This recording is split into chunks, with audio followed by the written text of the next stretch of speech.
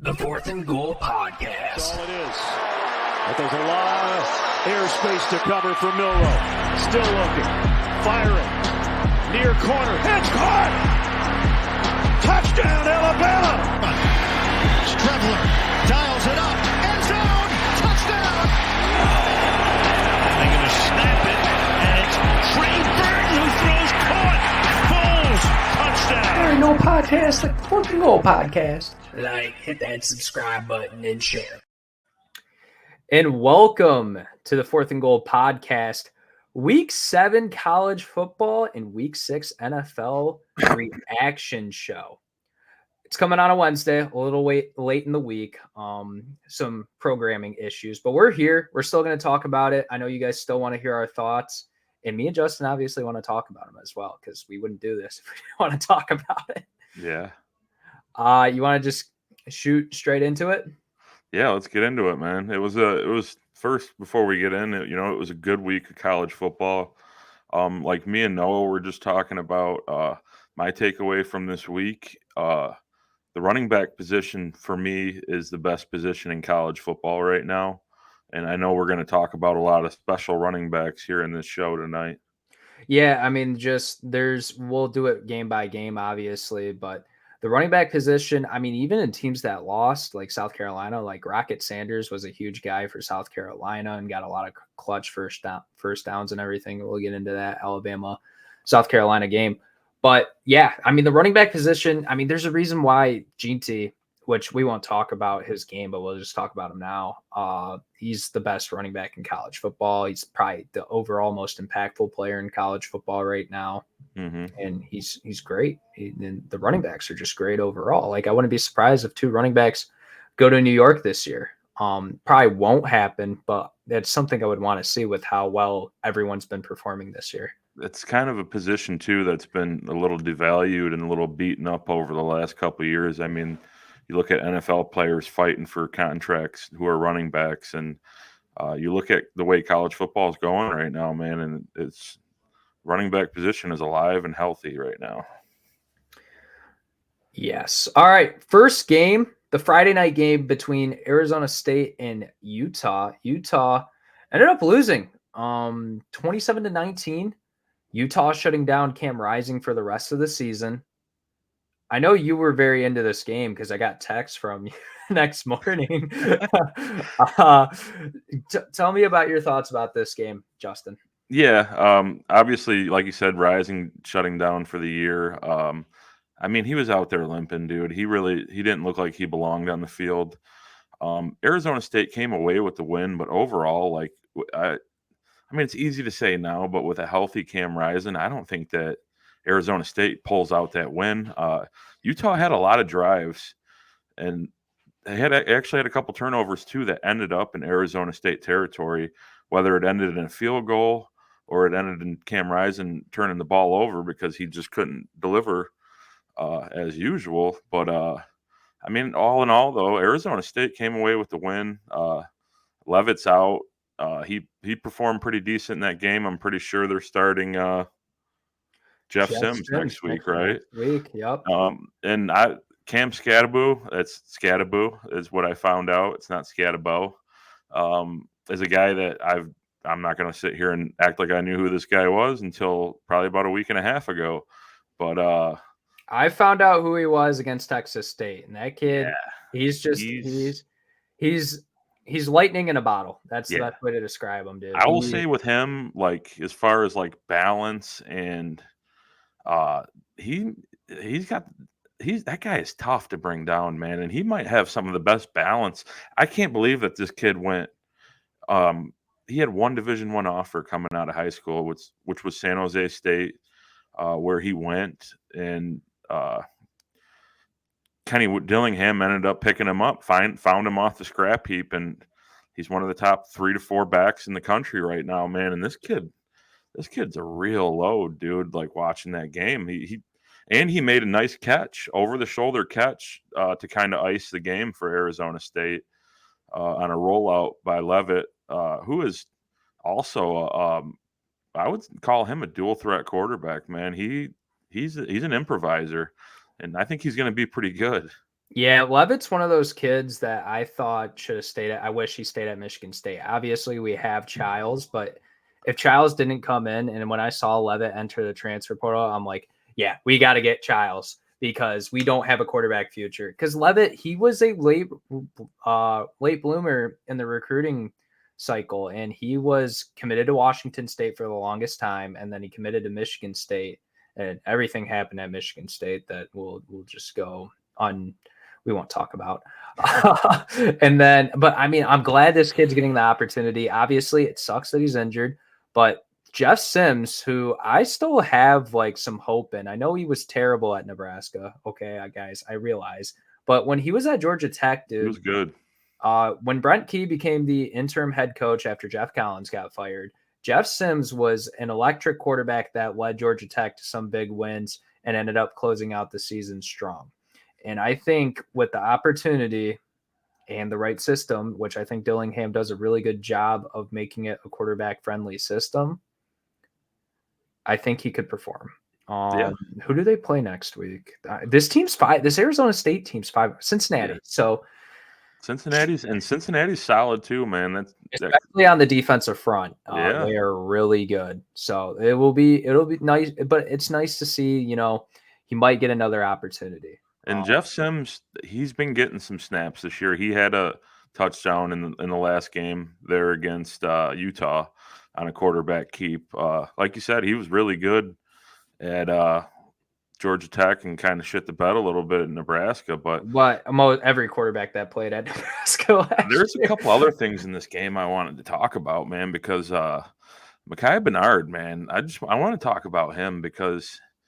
And this kind of ties into the theme of the running backs for this show, but man, is he good, dude? Like he's been good too for the past few years. I mean, when they won the Pac-12 championship against USC in 22, I mean, he was him and Jaquindon Jackson were just a great tandem in the backfield.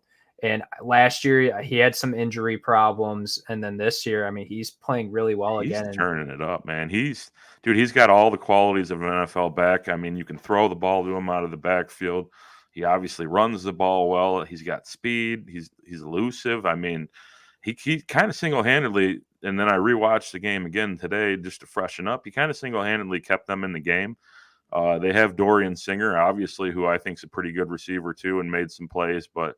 Like Cam Rising just had a hard time getting the ball to the receivers downfield. But I mean, he could barely grip the football. Yeah, I mean, he was throwing off one leg, man. And Kenny Dillingham, we got to talk about real quick before we move on. He might be a coach of the year candidate. Yeah, and he's only 34 years old, man. He's a young guy in the game.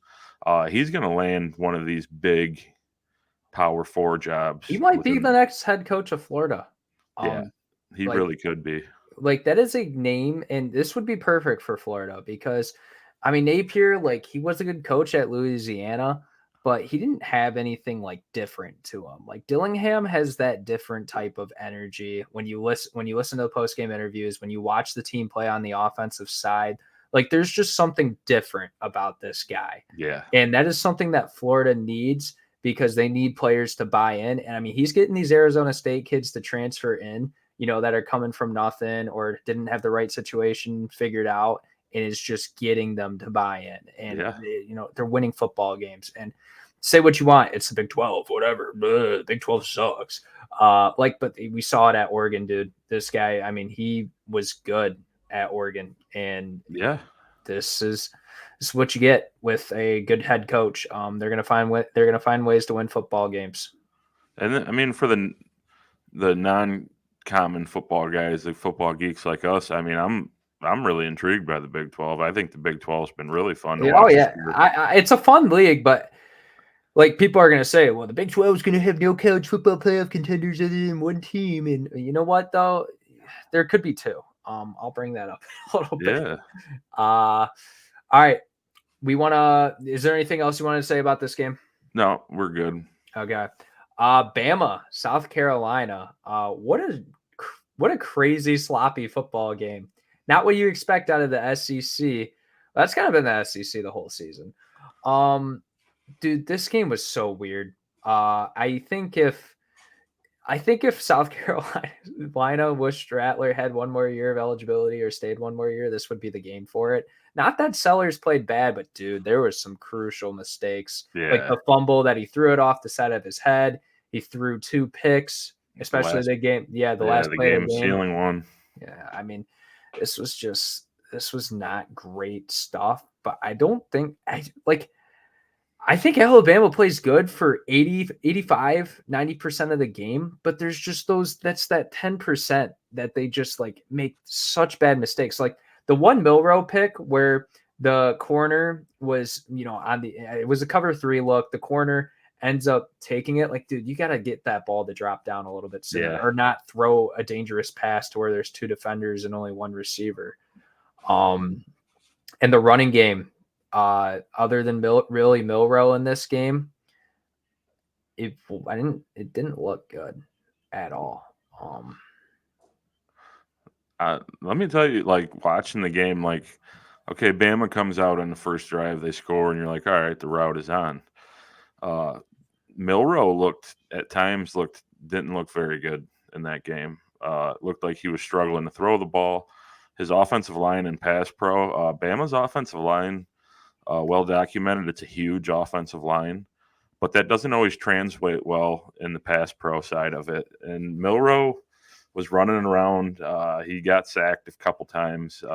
Keep in mind, though, this South Carolina defensive line is pretty good. Right. Well, I mean, most defensive lines in the SEC are usually pretty good. But South Carolina's typically not. I mean, their last like big defensive line guy has been Jadeveon Clowney like forever ago. Yeah. Now I know they have DQ Smith and other guys on this offensive line or defensive line. Hemingway was a pretty impactful guy. Kyle Kennard, they have some studs, and like when it comes to the efficiency stats from PFF and everything, like a lot of these guys on the South Carolina defensive line are like rated pretty highly. Yeah. So, but it was and like you brought up Lenora Sellers, like, dude, there was times where he looked good, and then like on that last interception by Damani Jackson there, dude, he just sailed it, and I was wondering who the hell he was. And Nicholas Harbor, dude, had a really nice catch. That was over nice. Damani Jackson. And dude, the Mazeo Bennett Jr. guy, he had a couple nice, like really impactful receptions that mattered in that game. Yeah, they're still South Carolina to me still headed in the right direction though. I like Beamer as a coach there, and I think I correct me if I'm wrong. I think Sellers is a redshirt freshman. Yes, he is. So I mean, he's got time to grow in the system. I'm sure they'll go get some guys in college free agency, and they'll be fine. But the real question here is Bama. Yeah, I think Bama, like this defensive line's good. Campbell, Latham, Overton, Smith. Like I liked what I saw from the defensive line. The secondary really scares me because other than Sab, like it kind of sucks. I know, like there were some South Carolina receivers that just like got way too open, and it's just like, dude, if your defensive line's not getting pressure in 3 seconds, you guys are screwed. Like, well, and they're like Lawson's more of a pass rushing linebacker than a coverage guy. And like the linebackers in coverage don't really help either whatsoever. I don't have too much to say about Bama because I kind of addressed this last week. Like, here's a really good point, and this is where I want you to leave it in. Bama is a good, not great football team. Great football teams don't play games like this. Great football teams don't lose to Vanderbilt. Great football teams don't allow Georgia to almost make a historic comeback. This is a good football team, and good football teams show really good flashes and have good moments, but they don't play complete football games, and they hang around with teams like South Carolina, like Vanderbilt, like USF. Like they hung around in that game way too long. Like Bama's not this top 5 team this year. I'll be completely honest. Like from what I've seen so far, they're not a top 5 football team. They are top 10, top 15, maybe not top 10. Or not top 5. They are top 10. To be honest with you, though, I mean, there's probably only one great football team that I've watched this year. I will say there's 3. I'd be interested to hear, but we'll hash that out when we do our top 12. But there's only been I feel like there's one great team out there, and then the rest is I feel like everybody can be got. Yeah, I would agree. Pitt, Cal. Cal, wish they could have a field goal kicker. I mean, Pitt didn't score in the second half at all. Like this wasn't a great watch. It started out interesting in terms of Pitt, but Yeah. man, I don't have much to say about this game. Yeah, I mean, Eli Holstein, he didn't really have that great of a day. And he's throwing against Noah Williams. I mean, probably top corner in the country right now, leading the nation in interceptions. Des Reed, running back for Pitt, he kind of carried them. Another running back that I like, dude, he's a little guy, you know what I mean? Kind of a little jitterbug. He was the dude for them, and Cal just self-implosion, dude. Like, I know they're coming off an emotional loss against Miami, but I went back and watched this one, man, and it really was. It was a pretty sloppy game. Pitt had a sophomore lineman, Jimmy Scott, come off. He had 3 sacks. I mean, and he had a big key one on Mendoza there late in the game. Yeah, there's not really too much to talk about. We kind of introduced this game because Pitt was hot, and Cal still looked like they competed against Miami. And they're just like, we thought they were knocking on the door, and could they do it this week? And then it just turned out to be a really bad football game. No, it was awful, dude. But you know what? That's just sometimes how the cookie crumbles. Somebody's got to win the ACC, right? Yeah, I mean, you know what though? Pitt still could do it. It's just not like, yeah, I'm not as confident as I would pick them. Like, I wonder what their odds right now are in the ACC. If you want, do they play Miami again in the regular season? Pitt, their toughest games do not play Miami, but they do play SMU. They do play Syracuse, Clemson, and Louisville, and Virginia and Boston College. Like, they still have a relatively tough games left. Yeah, they still have some tough games. Now they've been able to squeak out wins for a lot of this season. I'm actually really interested to see how they play Syracuse. They have a bye week this week, and then they play Syracuse. So I'll be interested to see how that game is. I'm pretty sure it's a Thursday night game. So screw you, NFL. I'll be watching McCord versus Holstein. Yeah. Two quarterbacks that were really, crapped on coming into the season. And now, I know Holstein didn't play great this last week, but around here at 4th and goal, we try to get ahead of the curve with teams that we think are ascending and players that are ascending. We don't want to sit around and talk about Alabama and Georgia, and we kind of try to mix it up. Yeah, I mean, we just want to talk about what we think is interesting. If you guys also think it's interesting, make sure you like and subscribe. And if you don't, well, still do it anyways. But yeah, I mean, yeah, dude. I don't know. I really Pitt could be 6-6 by the end of the season as well when I'm looking at it. I think they could beat Virginia and Boston College. I think they should be favored in those games, but Clemson's going to be tough, and SMU might be pretty tough. I don't know. I still don't know what SMU is. I think they're good, but at the same time, are they? Last couple times I've watched Clemson too, man, they kind of come out a little flat, and then they just end up steamrolling people. I think they look better and better each week, though. Yeah. Speaking of some orange, Texas in the Red River rivalry convincingly beats Oklahoma. Oklahoma gave some fight early. Ewers struggled a little bit to start the game, but he's coming off an injury, playing in a really big game with a lot of people there, and a lot of people probably wanting Arch Manning to stay in because they don't actually watch college football. They're just 10 natty lights down, and they're like, Arch Manning, put him in. But no, I think Texas they're the best team in the country. But I after watching this game and watching the slow start they got off to, by how much.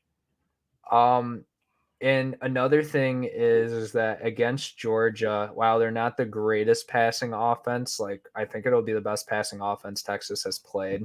Oh yeah. I mean, Oklahoma stinks, man. Like, and it sucks because I really did think they had some promise coming into the season. They were my dark horse pick to win the SEC. Yeah. And they don't have all the tools there, and it's really hard when you don't have any receivers, and right now you're playing a quarterback that's not really that good at throwing the ball. Yeah. And you're right. I mean, Javante Barnes is a solid running back, but your running back room isn't amazing. And then like your defense is great, but your defense being great, being supple, like you'll just never win any field position battle with the team playing a team like Texas. So it was a tough watch, man. I think Hawkins is still a good player, but The kid was running for his life. yeah, bro. I mean, that Texas defensive line had a field day. Yeah. And you know what? It's a really good defense too. Like, I think it's one of the top 5 defenses. What's number 91 for Texas? Is that Burke? Yeah, Burke, which I Yeah. mentioned coming into the week, dude. Like, He's a stud. he's a stud. Anthony Hill Jr. is a stud. Colin Yeah. Simmons is a stud. Like, they're this. Yeah. What was that? What was that? Who was that safety that got that blitz for sack? Oh, well, what is his face? I mean, they had 6 total sacks, 11 TFLs on the game. Like, you're gonna win. You're gonna win if you're able to put them behind in their drive and ruin the game script. So, and I mean, Oklahoma, they got it down into Texas territory a couple of times and missed that field goal at the beginning. Like, there's not that much, I have to say. Texas just beat the crap out. Yeah. I mean, despite like them starting out the game so flat, I mean, after that it was just over. And then Gunnar Helm, a tight end I want to talk about for Texas, who I think is pretty good. He made some nice plays. And then Quintrevious Wisner. Quintrevion Wisner. Quintrevion Wisner. Okay, that's the name. Yeah, that kid was ripping off some long runs, dude. Like, they're deep in the backfield too. Like, yeah, I mean, they're without Baxter. And Blue's their guy, you know what I mean? But right. This Wisner kid's good, and they haven't even really gotten Wingo going yet. And Wingo had a really big play early on in the game. And like, yeah, we mentioned these freshman receivers like Ryan Williams and Jeremiah Smith. Dude, Wingo is a guy athletically to be put up with those guys. But they got all the backs, and they got the tight end and Gunnar Helm, and they got the best Isaiah Bond. You know what I mean? Like, so it's like a team that is that good. Like, okay, yeah, we'll just slowly bring Winston along. You know what I mean? And then watch by the end of the year, I guarantee you, this kid's going to be going off. Oh yeah, no, he could end up being. I think Bond, Bolden, and Golden are all really good, but I think Wingo is going to be a guy like that. They just that they're going to be able to run some scheme up something for him and get a big play in a big game. Like, we might see it versus Georgia. Yeah. So, oh my gosh, yeah. So time to talk about Penn State. This was the weirdest game I think I've watched in a while. One, Andy Koldnicki, I think, ran like so many like just fake screen passes to other screen passes to handoffs, and Lincoln Riley just played into it as well because they were doing the same thing. Before we get to the Penn State side of things, I was actually like genuinely impressed with USC in this game. I know they didn't end up coming out as the winner, and honestly, it's because of how much injuries they have on their defense. I think if they could get a couple guys back, like Gentry, and Anthony Lucas got hurt in this game as well. Bear Alexander is a body that you're missing. Like, there are some guys missing on this USC defense. And then the other thing, the running backs for USC, both Woody Marks man, and Quentin Joyner had some explosive plays as well, dude. Like, both these USC running backs are pretty legit, in my opinion, especially Woody Marks. Yeah. No, Woody Marks was the guy that popped out to me watching the game. Every time you've seen, well, not every time because there was other guys, but it seemed like almost every other time you've seen somebody make a big play, it was Woody Marks. Yeah. In the pass game or in the run game. I mean, just all around. Like you said, man, the running back, I do like the backfield. I got to wonder, though, man, when's the heat going to start turning up for Lincoln Riley out there at USC? I mean, I don't know if there really is any heat. Well, the thing is like, you get the win versus LSU, which looks better now.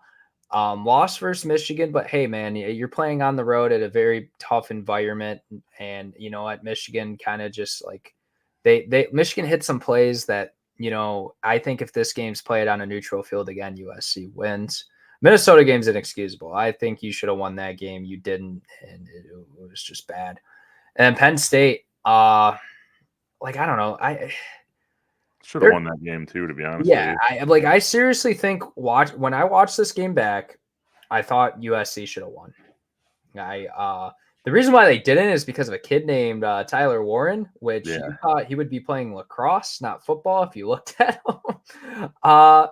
Dude, this kid made plays for Penn State everywhere.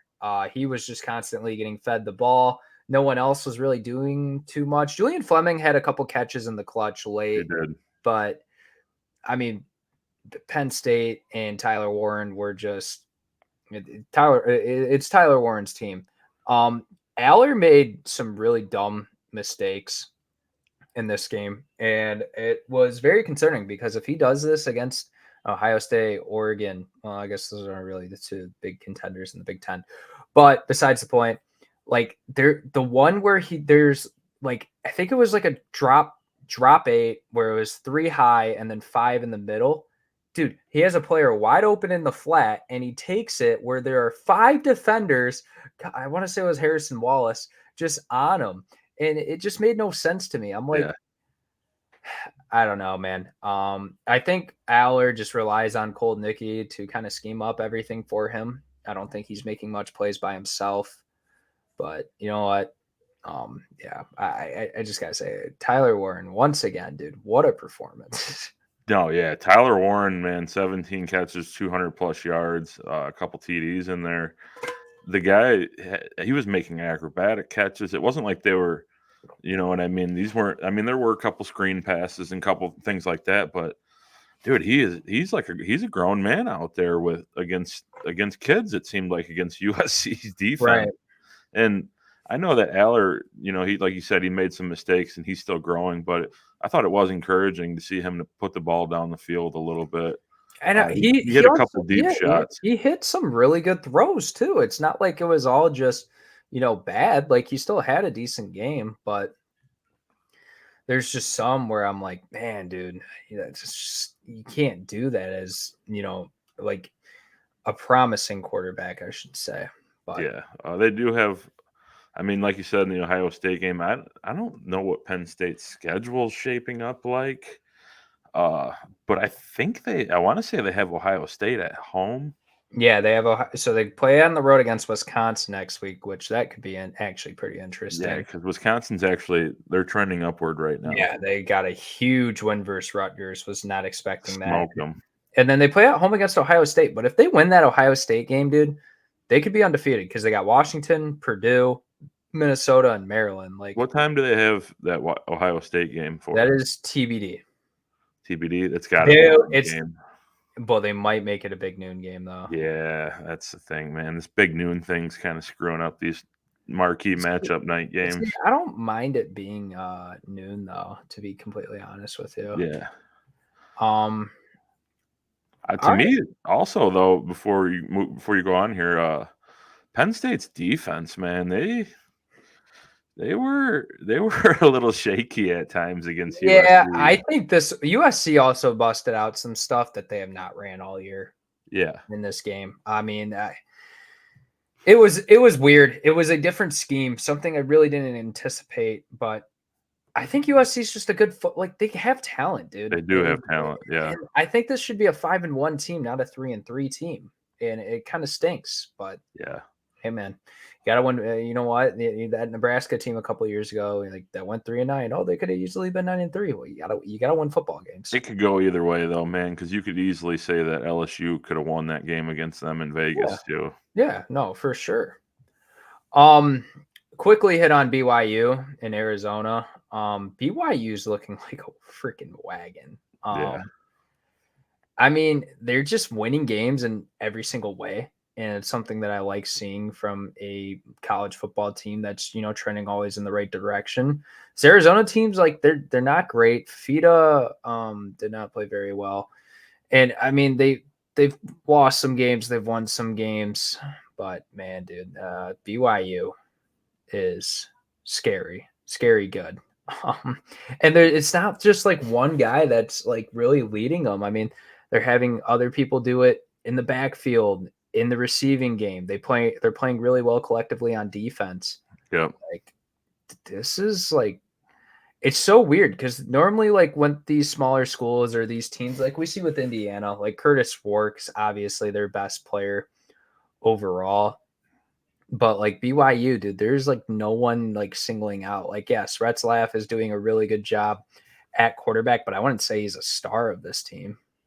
I don't know, man. Like rewatching some of the throws he made, like Retzlaff, he's pretty under the radar, dude. Like I think, don't get me wrong, but he's not willing this team to victory. no, they're a pretty solid all around football team. Their defense is playing really well. Obviously, that score. I mean, they did score some touchdowns late. This game was a little bit closer than what the score indicated. But yeah, like you said, there's really no one guy on this team. It's a concerted team effort. I mean, it's easier at Provo. Obviously, it's tough for teams to go out there and play. I'd be interested to see who they have on the road coming up. They're Big 12 now, right? Yep. Their remaining road games are UCF. Dude, this Big 12 conference is wild right now. UCF, Utah, and Arizona State. Wow. I think you could beat UCF and Utah, especially Utah moving with the game at Arizona State at Arizona State. Yes, it is. So that because that's kind of an electric atmosphere too there. But they were able to win at SMU. Yeah. No, they're like I said, dude. I've watched BYU twice now this year, and there's just not really one guy that you can point to like you can for like a Genty or somebody like that. It's or like an Avery Johnson or no, DJ Giddens. Good sound football team, dude, and that's what they do, man. Like they have their style that they play with, and it works for them. They're undefeated. Yeah, I mean, hey, if it ain't broke, don't fix it. Yeah, but no, Retzlaff to me, like, yeah, he's more than. He's definitely like he's not a jag, obviously. Like no.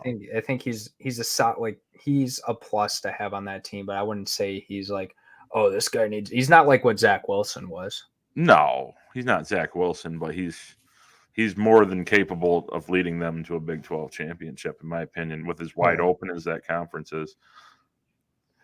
I wouldn't say like now if you put BYU in the Big 10 or you know what I mean, SEC, it would just be another day. You know what I mean?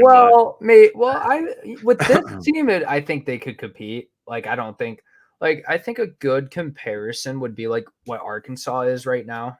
Arkansas is giving teams challenges. They're winning some games.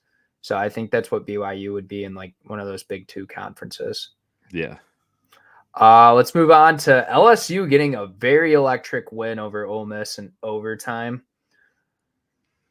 I don't know if I don't really know how much I'm impressed with LSU. I think Nussmeier, even though if you look at the box score, he didn't play great, but dude, at the end of the game, he made like 2 fourth down throws that were amazing. Yep. He ended up clutching it up in overtime. Well, Ole Miss ended up really just choking it in overtime. But yeah, man. I think Nussmeier, I'm not going to come out and say it just yet. I think he's a top 5 QB in the country right now, at least. That's all I'll say. I don't know. We're gonna put some more of those lists together when Andrew returns next week because we want to talk about that stuff too. But I think first of all, shout out to LSU's offensive line because while Nussmeier was getting pressured, 0 sacks, and Ole Miss was sacking teams left and right. Granted, Ole Miss didn't really play anyone of note, but like LSU did a really good job on the offensive line. They did a really good job in pass coverage and getting pressure.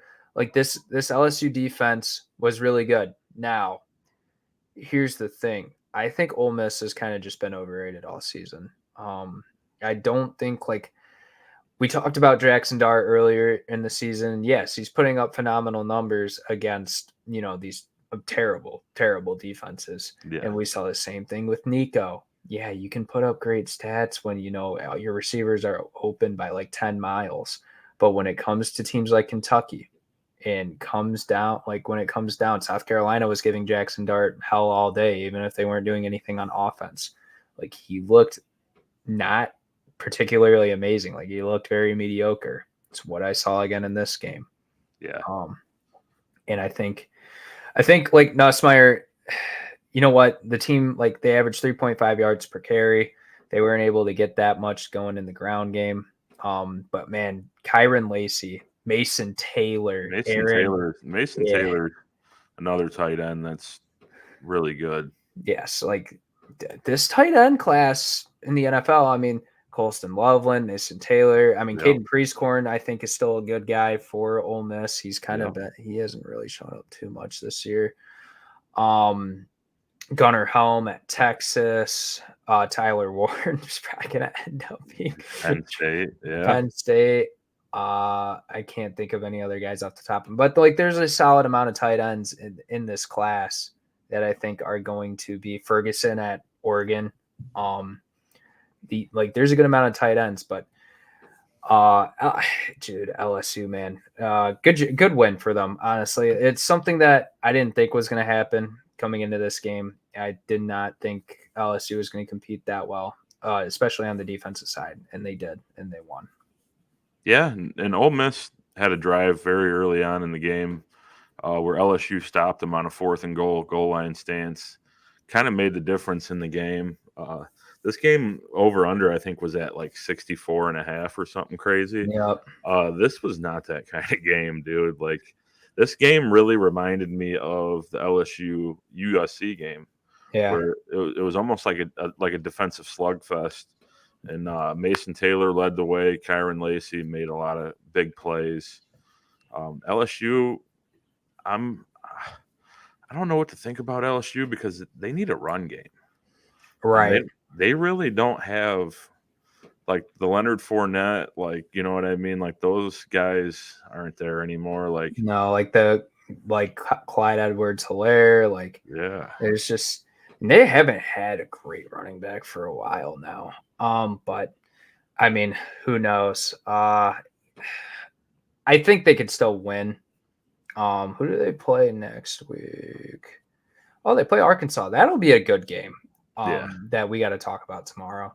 Oh, we got to talk about Arkansas because I got some stuff to say, but we'll get into that tomorrow. Final thoughts. Like LSU just came out with the big win at home in the night game that they needed. And if they still want a chance at this college football playoff and potentially the SEC title, just crazy to say because, yeah. Anyways, all right, a couple more games, and then we'll quickly throw out some games that we didn't have on the programming schedule. But we gotta always talk. I at least always have something to say. Yeah. Oregon and Ohio State. This was the game of the weekend, dude. What a phenomenal game from both these teams. Obviously, Ohio State's defense, they were hyped up to be this big, amazing thing. And dude, like Dylan Gabriel, I know he had a couple of throws that weren't particularly amazing, but dude, this guy, while he doesn't have the most talented arm, he throws a amazing rainbow ball. He had a few of them where I was just like, oh my gosh, like that's incredible. And Dylan Gabriel, like, yes, they throw it short a lot, but he doesn't put great zip on the ball if you actually watch it. Like, no. And you know what though? The receiving room for Oregon might be I know we talk about like Ohio State and Missouri and these other teams. Oregon might have the best receiving room with Evan Stewart playing like this. He might be, dude. He's up there because like I was talking to you about, man, he hit a couple long ones on Denzel. Well, we know this kid was good. He was obviously a highly rated recruit. He had some insane Denzel plays. Burke, dude, like this is an NFL corner, bro. Is he doing that again? Is he now? No, I'm kidding.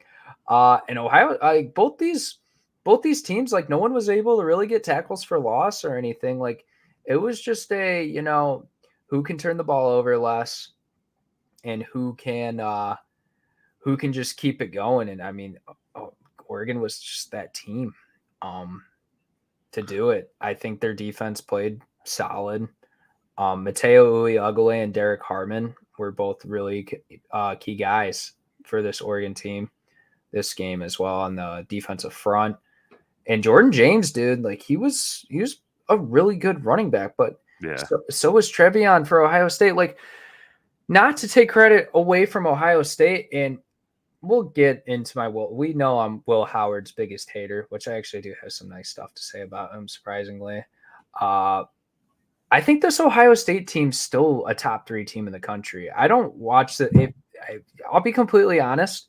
If this game was played on a neutral site tomorrow, I think Ohio State would still win. Now, that's not to discredit Oregon. I still think Oregon deserves all the love and praise they get from winning the game, but I don't think that I don't know how if I were to put money on it, I think I'd put my money on Ohio State if they played on a neutral field tomorrow.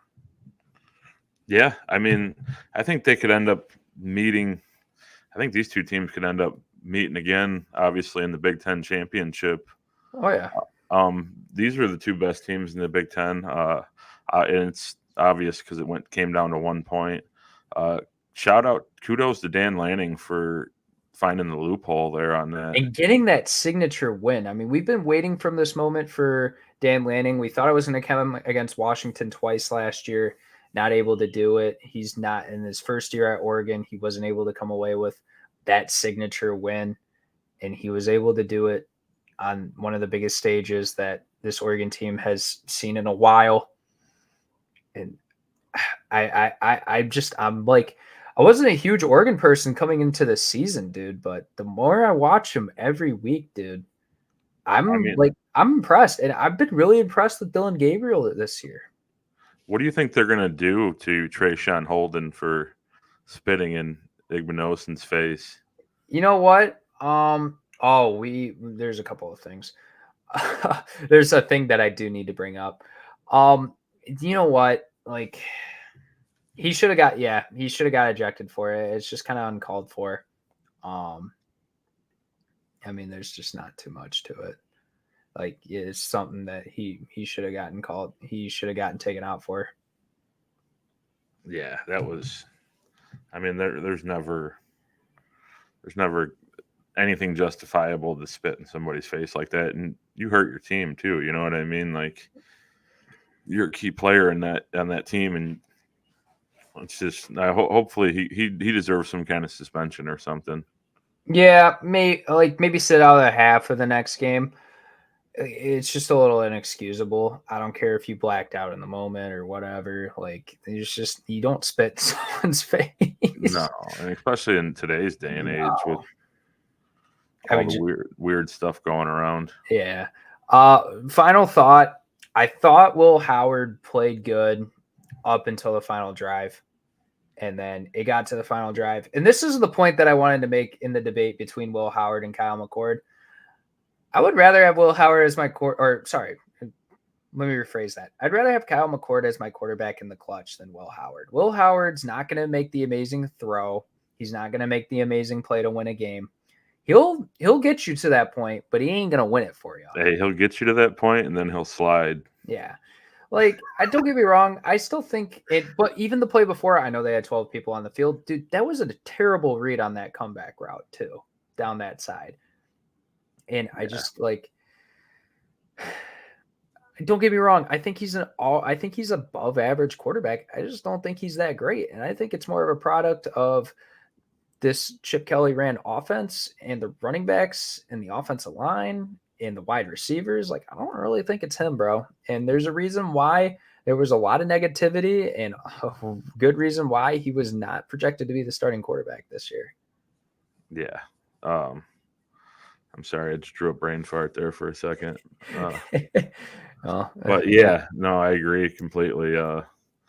He looks okay, but I mean, you got the best receiving room in the country. You know what I mean? So And you got probably one of the best tandems in the backfield and probably a good offensive line too. And he was solid at Kansas State. No, I mean, don't get me wrong, but if I was Ohio State, I would if Ohio State would have got Cam Ward, dude. Could you imagine?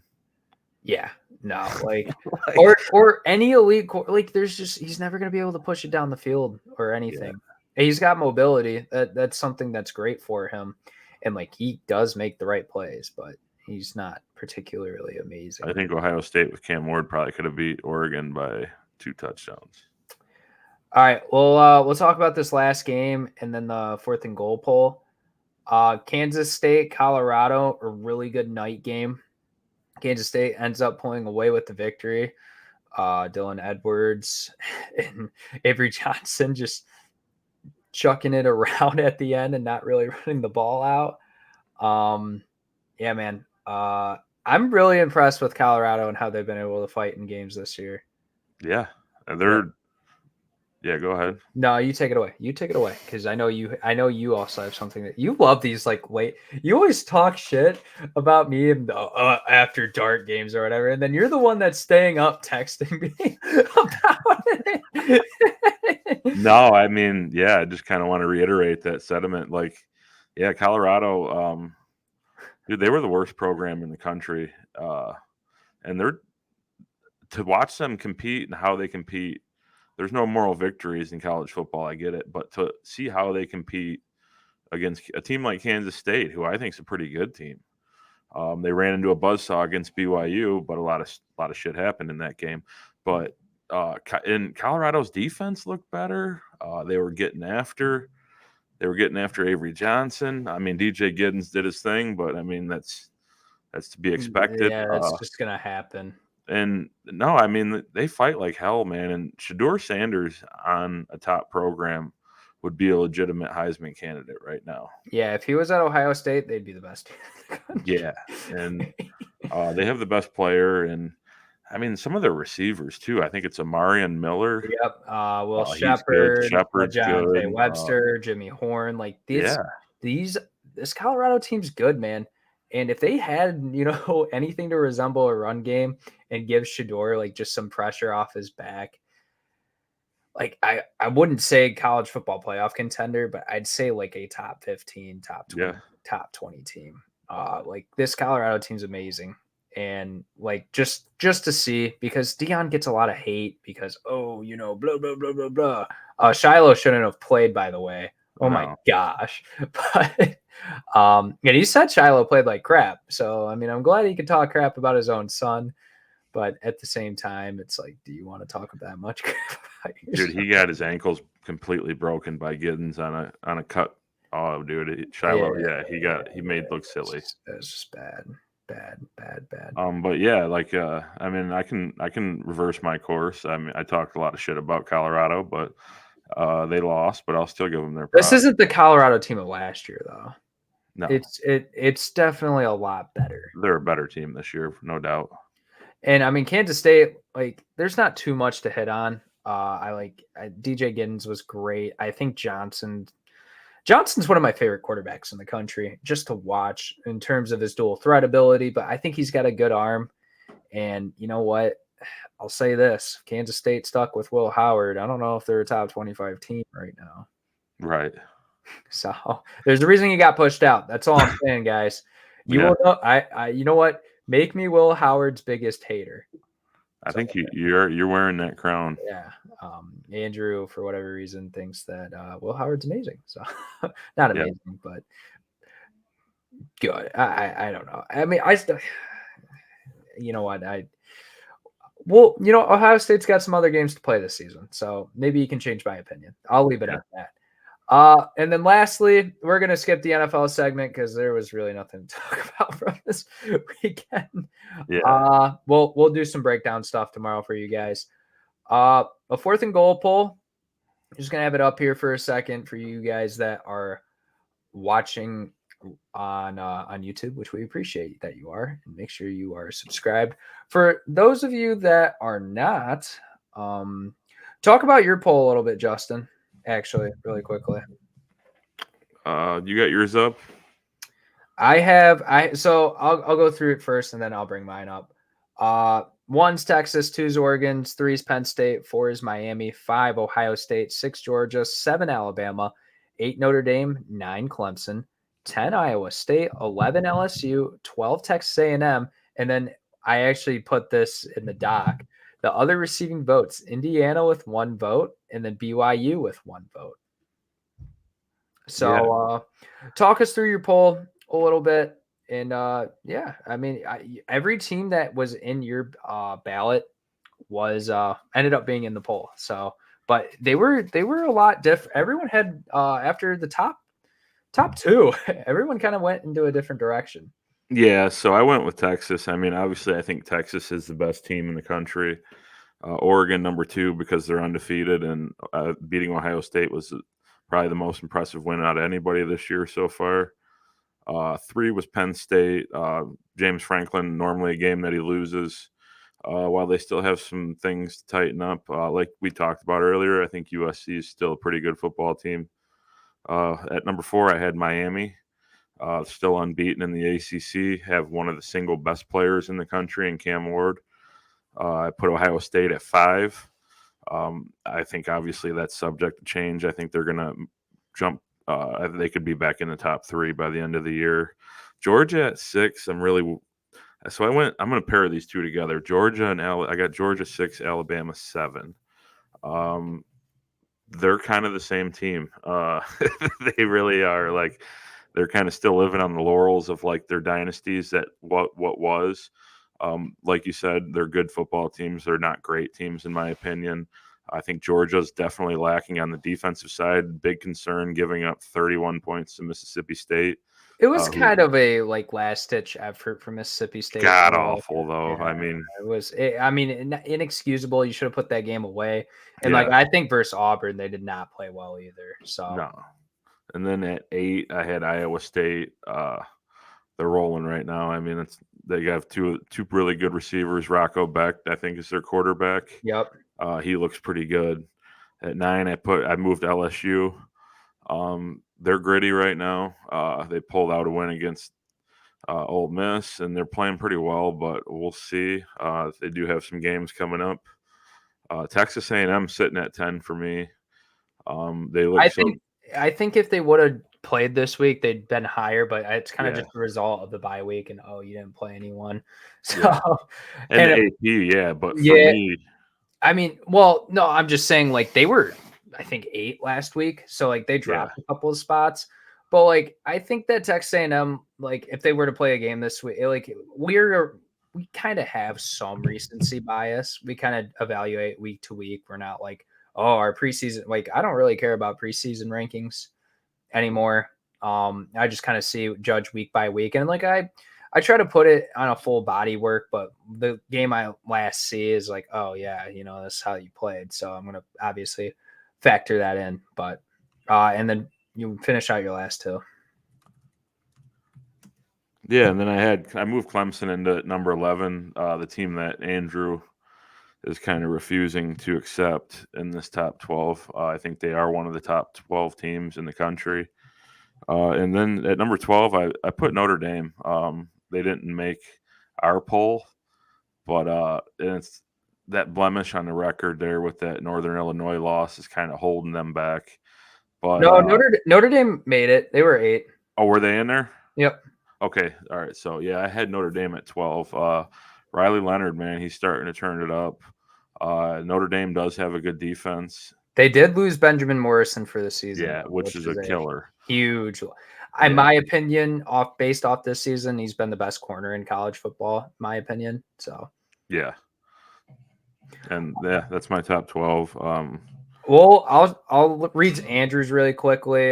He had number 1 Texas, 2 Oregon, 3 Penn State, 4 Miami, 5 Ohio State, 6 Notre Dame, 7 Alabama, 8 Georgia, 9 Clemson, 10 Iowa State, LSU at 11, and Indiana at 12. Yeah, I kind of chuckled with the Indiana thing, but it's his team, man. I'm not gonna hate he's sticking to it. I'm not gonna hate him for it. For my poll, I had number 1 Texas, not really anything to say. like otherwise. 2, Oregon. I think Oregon deserves to be number 2 in the country after a big win. I got Ohio State at 3, and here's why. And I mentioned it earlier. I think neutral field tomorrow, they were to play, they'd win against Oregon. And I'm gonna give Oregon the ranking above because they won the game on the field and they deserve credit for it. But I still think Ohio State lost by 1 point in a game that they could have easily won too if a couple things go their way. And I still think their defense is elite despite Oregon scoring 32 points. Like, you know what? It's really hard. The Autzen Stadium is probably the toughest place in the Big Ten. Not the toughest, but top 3 toughest place to play in the Big Ten. Yeah. And you know what? We'll see. They have It's some probably not even top 5 biggest either. Which No, it's not. But there's the passion and energy in that stadium is almost unmatched. At 4, I got Penn State. I think Penn State, while they haven't been elite, they've been squeaking out some wins, and I see a lot of promise for that team. They also haven't been completely healthy at running back with Nick Singleton being in and out. And I think they will. There's going to be a point where we see Penn State hit their stride and we're like, oh, shit. James Franklin has his shit together. So at 5, Miami. I like Miami, but the past couple games we've seen from them, I've not been particularly amazed by. But we'll see versus Louisville this week because I think if they can convincingly beat Louisville, like they might shoot up a little bit. No PEDs, like up rankings. 6, Georgia. Well, I don't think Georgia's played amazing. I think they've looked really bad and still been able to win by multiple possessions. And to be honest, like I look at that Alabama game, dude. If they didn't get off to such a terrible start, they should have won that game. Like Alabama's looked more terrible in my opinion the last 2 weeks than Georgia, and that's why I have Georgia rated higher than Bama. 7, Clemson. Clemson's been really good since week 1 against Georgia. And 7, huh? Yeah, Clemson. I think Clemson's a good football team, man, on both sides. They get it done on both sides lately. And everything's starting to come together for them. They are my pick to win the ACC right now. 8, Notre Dame. I think Notre Dame's been pretty good lately. I think they deserved credit. Yes, they lost to Northern Illinois. You know what? It's early in the season, man. They've turned things around and they continue to be in a trending direction. A team that's in a downward direction. I got Alabama at 9. And while I don't think they played terrible against Vandy, the defensive concerns for Alabama is the reasons why I'm going to keep them low. You mentioned the Georgia defense too. This Alabama defense has been like, other than their front 4, it's been terrible, in my opinion. That's really all I gotta say. And they're young, so like they could obviously keep putting it together. But dude, that's a lot of pressure, and it can kill a DB's confidence if they don't get stuff right. And just they don't understand it. But they got Tennessee this week. We'll see. Texas A&M at 10. Really good football team as of late. Obviously, they'll have to continue to prove it. But from what we saw against Missouri 2 weeks ago, that's what I thought Penn State and Connor Wegman were going to be coming into this year. But obviously, that week 1 loss to Notre Dame set them back. 11, Iowa State. They deserve the recognition. They're undefeated. They've been winning football games convincingly. I think Rocco Becht and Matt Campbell and his team are just they look like the favorite in the Big 12. But I don't think they're going to win because I think BYU, man, I'm putting them in at my 12. I know I don't have LSU up there. I don't think Ole Miss is particularly that great of a team, if I'm going to be honest. They've always been pretty low in my 4th and goal poll ballot when they were undefeated. And I don't like teams that don't have like amazing wins. And I know LSU's wins versus Ole Miss, it looks good, but dude, I'm still not sold. I'm not sold. All right. Anything else, Justin? No, man. I think we hit on it. Like you said, there wasn't a lot of NFL stuff that we really wanted to talk about. I mean, we don't want to beat the hell out of the Hutch injury or the Devontae Adams trade. I mean, Yeah, it is what it is. We'll touch on some stuff tomorrow. Yep. Obviously get the previews for both the college football and the NFL to get you guys ahead and ready for the weekend. So you look smart at the bar when you can, tell, the 6-year-old grandpa when he's like, hey, what do you know about this team? And he could be like, well, this, and this X and O and this X and O and yada, yada, yada. So you can look like the smartest guy in the room. So we'll bring that to you tomorrow. Make sure you like, subscribe, and share. Follow us on our socials at 4th and Goal Pod. The TikTok has been booming recently, so we thank you guys for your support. And let's get these other socials fired up too, man. We want to be full wagon everywhere. We're just not going to be. We want to be a brand, man, not just a podcast. We want to be a brand. So, but yeah, make sure you guys tap into all of that and stay tuned for tomorrow. Potentially going live. We'll let you know on socials. So that's why you got to follow, because, you got to pay attention. So see you guys tomorrow.